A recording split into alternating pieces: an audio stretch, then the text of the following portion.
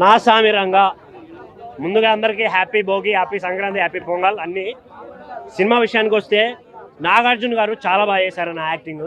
కానీ కొన్ని చోట్ల చిన్న ల్యాగ్ అనిపించింది.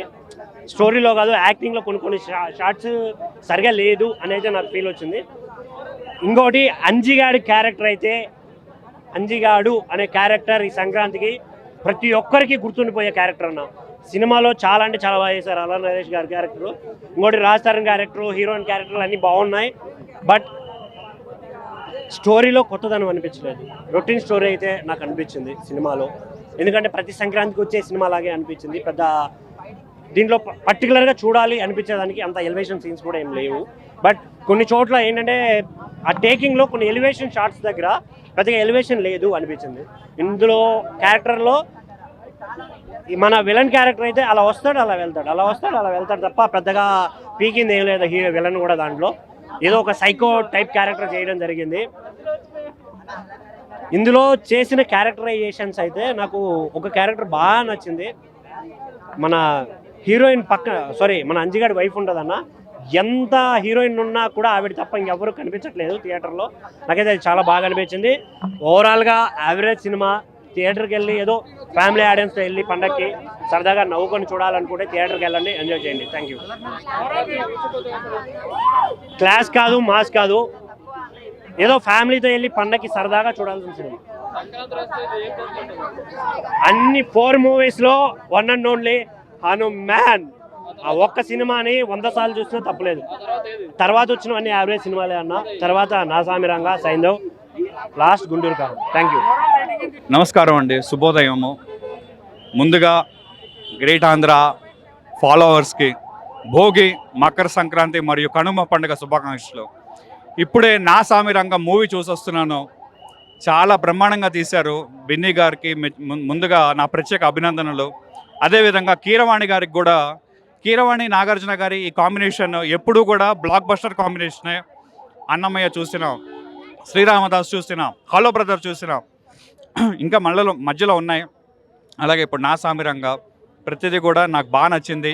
చాలా తనివితీరా ఉంది, ఆనందంగా ఉంది. నాగార్జున గారి పర్ఫార్మెన్స్ బ్రహ్మాండం అండి. ఆయన కొలాబరేషన్, నాగార్జున గారి ఆశికా రంగనాథ్, నాగార్జున అల్లరి నరేష్, రాజ్ తరుణ్, నాగార్జున నాజర్, ఇలా వీళ్ళందరి కొలాబరేషన్స్ చాలా బ్రహ్మాండంగా ఉన్నాయి. లేదండి అలాంటివి.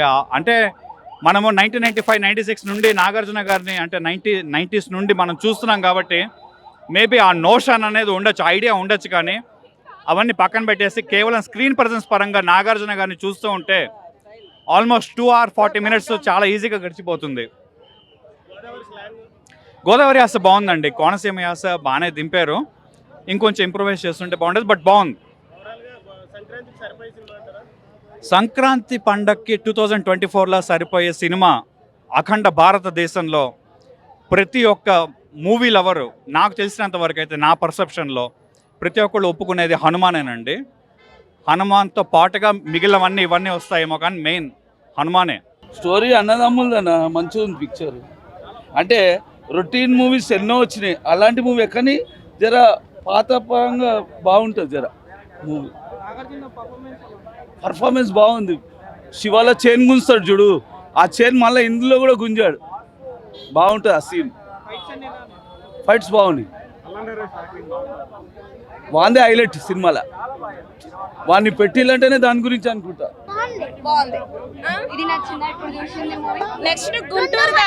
ఇవన్నీ మీకు బాగా సెట్ అయ్యేలాగా ఉన్నాయి. మీరు కత్తులు తీసుకొని నరుకుతా ఉంటే సినిమాలో అసలు థియేటర్ మొత్తం క్లాప్స్ అనమాట.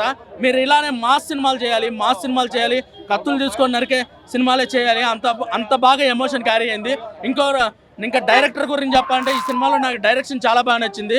మీరు విజయ్ బిన్ని అని చెప్పి అతనికి డైరెక్షన్ ఛాన్స్ ఇచ్చారు. మీరు ఎంతోమంది కొత్త డైరెక్టర్లకు ఛాన్స్ ఇచ్చారు. ఆర్జీవి గారికి ఇచ్చారు, అలాగే ఇచ్చారు. విజయ్ బిన్ని అనే అతను ఇంజనీరింగ్ చదివిన వ్యక్తి, బీటెక్ చదివాడు. అతనికి కొత్త డైరెక్టర్ అయినప్పటికీ ఛాన్స్ ఇచ్చారు. మీరు ఇలాగే కొత్త డైరెక్టర్లు ప్రోత్సహించాలి, ఇంకా కొత్త డైరెక్టర్లు ప్రోత్సహించాలి. స్టోరీలు మాత్రము మీరు ఎప్పుడు గన్స్ వాడద్దు, కత్తులే వాడాలి. మీరు ఎంత బాగా కత్తులు వాడితే అంత పెద్ద బ్లాక్ బస్టర్ అయింది ఈ సినిమాలన్నీ.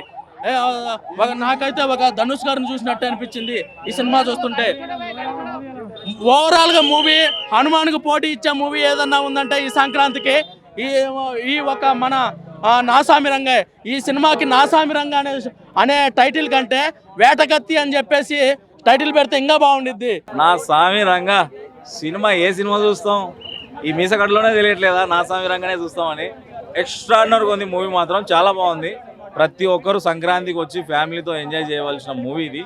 నా స్వామి రంగా సూపర్ డూపర్ హిట్. సంక్రాంతికి మాదే ఇది. నాగార్జున గారు కొట్టేశారు. కంగ్రాచులేషన్స్ అక్కినేని నాగార్జున గారు, బాస్ హిట్ చూసేశారు మీరు. సంక్రాంతి మాత్రం మాదే. ఫస్ట్ హాఫ్లో లవ్ సీన్స్ అవి ఇవి బాగా పండాయి. ఆశికా రంగనాథన్ గారు హీరోయిన్ నాగార్జున గారు పక్కన ఎక్స్ట్రాడినరీగా సెట్ అయ్యారు. చాలా బాగుంది మూవీ మాత్రం, super duper hit. And Thaman గారు బీజిఎం చాలా బాగా ఇచ్చారు.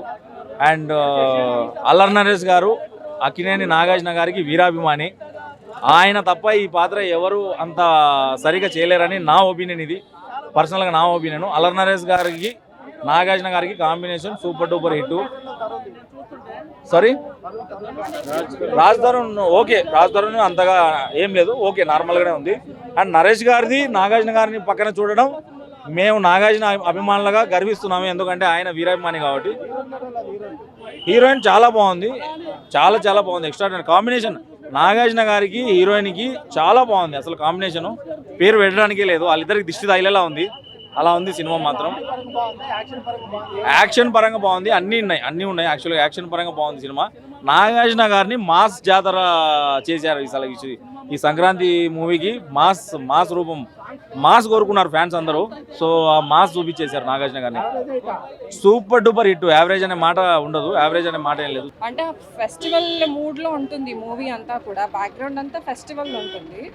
బట్ మూవీ బాగుందండి, ఫ్యామిలీ అంతా వెళ్ళి చూడదగ్గ మూవీ ఈ ఫెస్టివల్కి అయితే.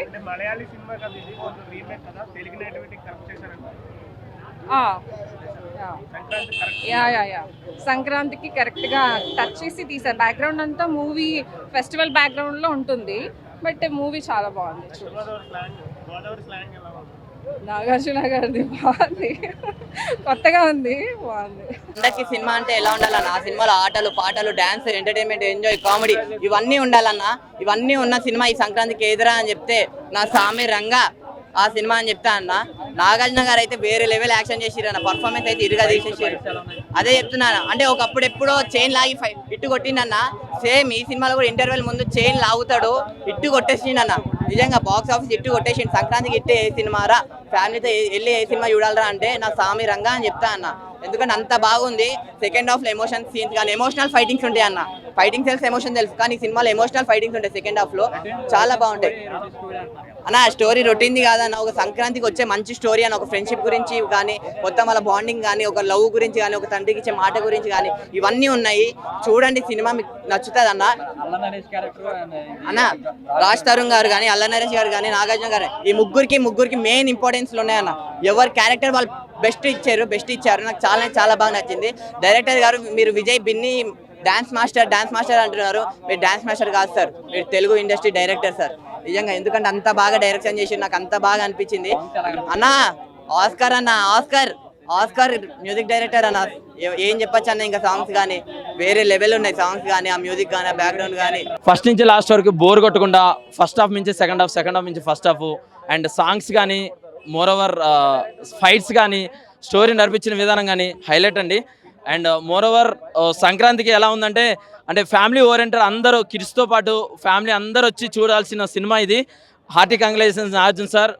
అండ్ సినిమా బాగుంది, అందరు తప్పకుండా చూడండి అండి. చాలా బాగుంది.